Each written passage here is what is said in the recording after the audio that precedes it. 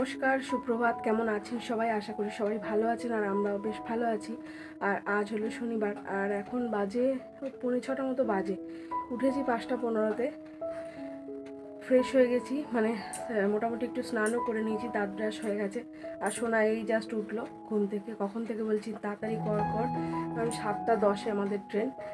আর husband উঠেছে আরও আগে। চলুন দেখাই কি করছে। এই যে আমার হাজব্যান্ড মশাই করছে চা করেছে, তার সঙ্গে আর কি করেছো? ছোলা সেদ্ধ করেছো?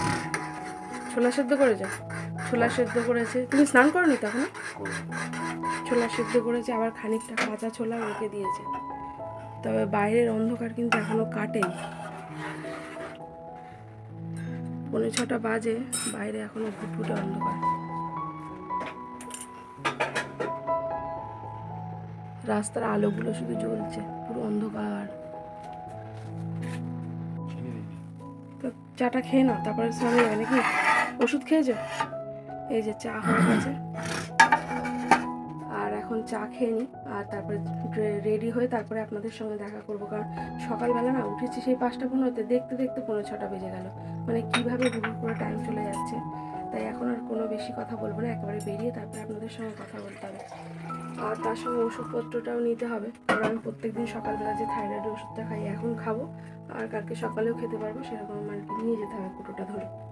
চলুন তাহলে এখন রেডি হয়ে সোনাকেও রেডি করা থাকবে। ওকে বারবার না বললে সকালে উঠতে চায় না, উনি প্রচুর দেরি করে। ঠিক আছে, তারপরে আর কোথায় যাচ্ছি সেটাই তো বলা হয়নি। যাচ্ছি আমরা শান্তিনিকেতন, বোলপুর, সোনাঝুরি হাট, সেখান থেকে যাব তারাপীঠ। সারাদিন ঘুরবো, বিকেলের দিকে ওখান থেকে চলে যাব সোজা তারাপীঠে, সেখানে রাতটা থাকবো, পুজো দেবো, তারপরে রবিবার দিন বাড়ি ফিরবো রাত্রেবেলাতে। ঠিক আছে, চলুন তাহলে আপনাদেরও সঙ্গে নিয়ে যাব। আশা করি আজকের ব্লগটা আপনাদের ভালো লাগবে। আমি তো প্রায় রেডি হয়ে গেছি বন্ধুরা। তো এবার সোয়েটারটা পরে নেবো, কারণ বাইরে বেশ ভালোই ঠান্ডা। আর সোনাকে আর হাজব্যান্ডকে স্নানে পাঠিয়েছি, কারণ সারাদিনে তো আর স্নান হবে না। আমরা একেবারে তারাপীঠে পৌঁছতে সেই প্রায় রাত 7টা, 7:30 বেজে যাবে। তো সেই কারণেই একটু গরম জল করে সবাই হালকা করে একটু স্নান করে নিচ্ছি। আর এখন আমি যাব একটু ঠাকুর ঘরে, ততক্ষণে ওদের স্নানও হয়ে যাবে।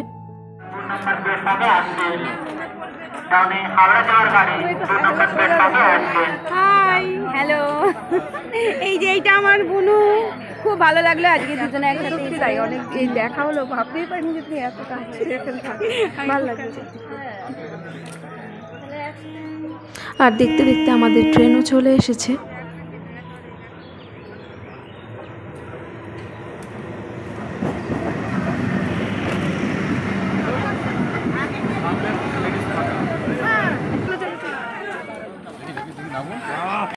আর এই তো বন্ধুরা ট্রেনে উঠে পড়েছি। আর যে দিদিভাইয়ের সঙ্গে স্টেশনে দেখা হলো, ওই দিদিভাইয়ের সঙ্গে ফেসবুক থেকে আমার পরিচয়।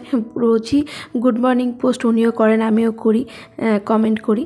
তো আজ যে হঠাৎ করে ওনার সঙ্গে এখানেই দেখা হয়ে যাবে, সেটা আমি ভাবতেই পারিনি।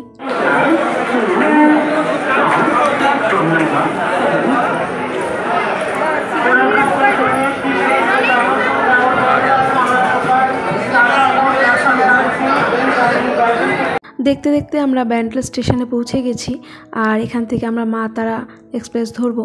তো আপনাদের তো কথাটা বলা হয়নি যে আমাদের সঙ্গে আরও কারা যাচ্ছে আমার মেজো বোন, তার ছেলে মেয়ে এবং হাজব্যান্ড, অর্থাৎ আমার বোনের ফ্যামিলি, সবাই যাচ্ছি। তো চলুন এবার এখানে কিছুক্ষণ অপেক্ষা করতে হবে। তো 8:32 অথবা 8:30টায় ট্রেনটা রয়েছে আমাদের। তো চলুন এগিয়ে যাওয়া যাক সামনের দিকে। আমাদের যেতে হবে সোজা 1 নম্বর প্ল্যাটফর্মে। আমরা সমস্ত লাগেজ নিয়ে একেবারে সাবওয়ে ধরে 1 নম্বর প্ল্যাটফর্মে চলে এসেছি। আর সকলে মিলে একটু গল্প গুজব করে সময় কাটাচ্ছি। আর এখানে দেখুন এই পুচকেটার অবস্থা। বলছে, মাসি তুমি ভিডিও করছো, আমার কোনো মেকআপই করা হয়নি। তাই ব্যাগ থেকে কম্প্যাক্ট বার করে কম্প্যাক্ট লাগাচ্ছে। আমি কিন্তু লাইনার ফাইনার কিছু আনিনি, শুধু লিপস্টিক এনেছি আর ওই যে কম্প্যাক্ট গুলো এনেছি। লিপস্টিকটা পরিয়ে দেবো ভালো করে। ঠিক আছে, একটু ভালো করে ইয়ে করো, কম্প্যাক্ট লাগাবো। বা খুব সুন্দর। আর এই তো বন্ধুরা দেখতে দেখতে আমাদের ট্রেনও চলে এসেছে।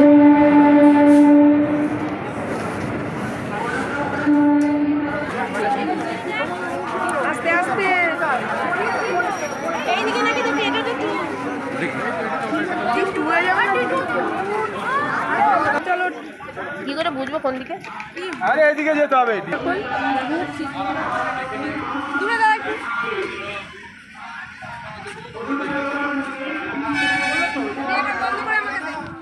আর এই তো আমরা সকলে ট্রেনে উঠে যে যার জায়গায় বসে পড়েছি। তো আমাদের সিট নাম্বার কত ছিল আর কম্পার্টমেন্টই বা কত ছিল ঠিক খেয়াল পড়ছে না আমার, যতদূর সম্ভব D1 অথবা D3 এরকম।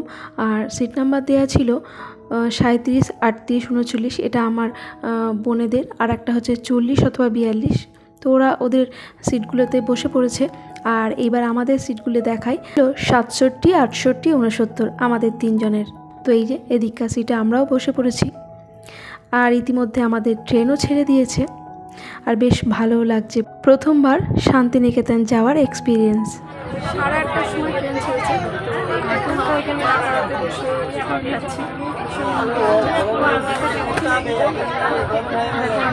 বেশ কিছুক্ষণ যাওয়ার পর এবার একটু চা তেষ্টা পাচ্ছে। আর চা তো আমরা সেই বাড়ি থেকে ফ্লাক্সে করে করেই নিয়ে এসেছি, কারণ সেই ভোরবেলা চা খেয়েছি। তাই হাজব্যান্ড আর ওয়াইফ দুজনে মিলে একটু চা খেয়ে নিলাম। সোনাকে বলেছিলাম সোনা খাবে না, তো ওর জন্য কেক আছে, বিস্কুট আছে, তো যেটা খাবে ইচ্ছে হলে বলবে, কারণ ওর এখন খাওয়ার মুড নেই। দেখলাম চুপচাপ বসে জানালা দিয়ে বাইরের দৃশ্যগুলি দেখছে, তো সেই কারণে আমরা দুজনেই একটু চা খেয়ে নিচ্ছি।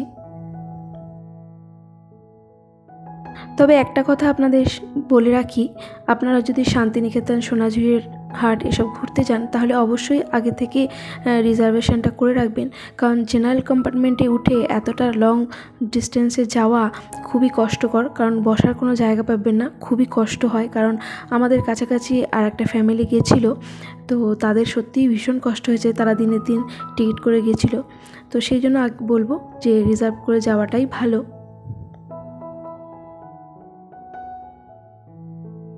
এরপর জানলা দিয়ে বাইরের দৃশ্য দেখতে দেখতে কখন যে সময় কেটে গেছে বুঝতেও পারিনি।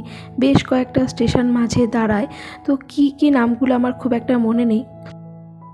তবে মাঝে আমি একটু হালকা করে ঘুমিয়েও নিয়েছিলাম, কারণ অনেকটাই তো বসে থাকতে হয়েছে, তো সেই জন্য ঘুমও এসে যাচ্ছিলো। তারপরে দেখি এই যে একটা স্টেশন ঘুষকরা, তো এই স্টেশনে বেশ কিছুটা সময় ট্রেন দাঁড়িয়েছিল। আর আমার সোনাও একটু ঘুমিয়ে নিয়েছিল। আর এরপরে একেবারে গিয়ে থামবে ট্রেন বোলপুর স্টেশনে।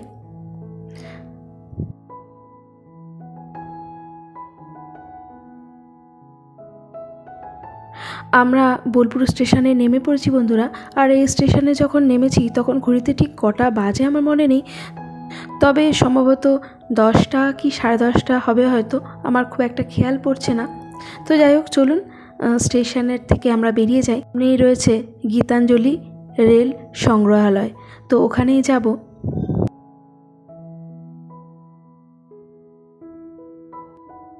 এই তো বন্ধুরা, একেবারেই সামনে স্টেশন পার হয়ে রাস্তার ঠিক ওপারেই রয়েছে গীতাঞ্জলি রেলওয়ে সংগ্রহালয়। তো চলুন ওখানেই যাওয়া যাক। আর আমাদের সবথেকে একটা জিনিস সুবিধা হয়েছে কি জানেন, আমরা এখানে আসার আগে আমার এক দেওরের মাধ্যমে একটি মারুতি ভ্যানের সঙ্গে কন্ট্যাক্ট করে নিয়েছিলাম, তো তাতে আমাদের অনেকটা সুবিধা হয়। তো আমরা এটা ঘুরে আসি, ততক্ষণে উনিও চলে আসবেন, কারণ ফোনে কথা হয়ে যাবে। তো সবাই কিন্তু আমরা এখানে যাইনি, আমি আর আমার বোনের ছেলে মেয়ে এরাই ঢুকেছিলাম এখানে। আমার ছেলে, হাজব্যান্ড এবং আমার বোনের হাজব্যান্ড এরা কিন্তু কেউ ভেতরে প্রবেশ করেনি, ওরা ওখানে অপেক্ষা করছিল ওই মারুতি ভ্যানের ড্রাইভারের সঙ্গে কথা বলার জন্য, যে সে যদি চলে আসে তাহলে তার সঙ্গে ওদের সাক্ষাৎ হয়ে যাবে। তো যাই হোক, এখানে বাচ্চাদের জন্য টিকিট ভাড়া ছিল 10 টাকা করে, আর আমাদের মতো বড়দের জন্য ছিল 30 টাকা করে। তো এখানে ভিডিও করা একদমই অ্যালাউ ছিল না, তো প্রথমে তো খেয়াল করিনি। তারপরে ক্যামেরাটা যখন হাতে নিয়েছি ভাবলাম যদি আপনাদের সঙ্গে কিছু একটু শেয়ার করা যায়। তো যাই হোক, এখানে ছিল রবীন্দ্রনাথের ছোটোবেলা থেকে বড়োবেলা পর্যন্ত সমস্ত বিষয়, তার দলিল, দস্তাবেজ, জমিজমা সংক্রান্ত সমস্ত কিছুই এই মিউজিয়ামে রাখা ছিল। নে হয়েছে, আমরা একটু ছবি তুলি এখানে দাঁড়িয়ে, ওরা এখানেই আছে, দাঁড়া দেখুন আমরা একটু খাবার খাই, এখান থেকে খাবার। হ্যাঁ দাঁড়া দাঁড়া।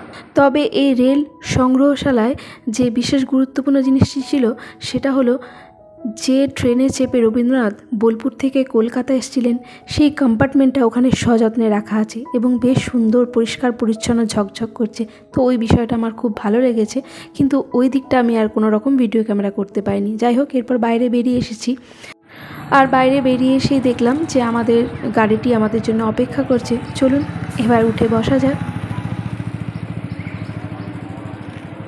আমাকে ধারে বসতে দে, আমাকে একটু ধারে বসতে। আর এই তো বন্ধুরা, আমরা গাড়িতে উঠে পড়েছি। আমাদের সব থেকে ভালো হয়েছে এটাই যে আগে থেকে আমরা এই গাড়িটি যেহেতু বুক করে নিয়েছিলাম, তাই আমাদের যাত্রাপথটা অনেক বেশি সহজ এবং আরামদায়ক হয়েছে। বাচ্চা কাচ্চারা রয়েছে, তাই বারবার করে টোটো বা অটো কিছু ঠিক করার কোনো ঝামেলাই ছিল না। ঠিক যেখানে যাব সেখানটা ড্রাইভার দাদাকে বলে দিয়েছি, উনি ঠিক ওখানেই নামিয়ে দিয়েছেন। আর দেখতে দেখতে আমরা চলে এসেছি সৃজনী শিল্পমেলা গ্রামের কাছে। তো এখান থেকে আমরা একটু হালকা করে টিফিন করে নেব। আস্তে আস্তে না, যে কতটা হ্যাঁ, আস্তে আস্তে আস্তে।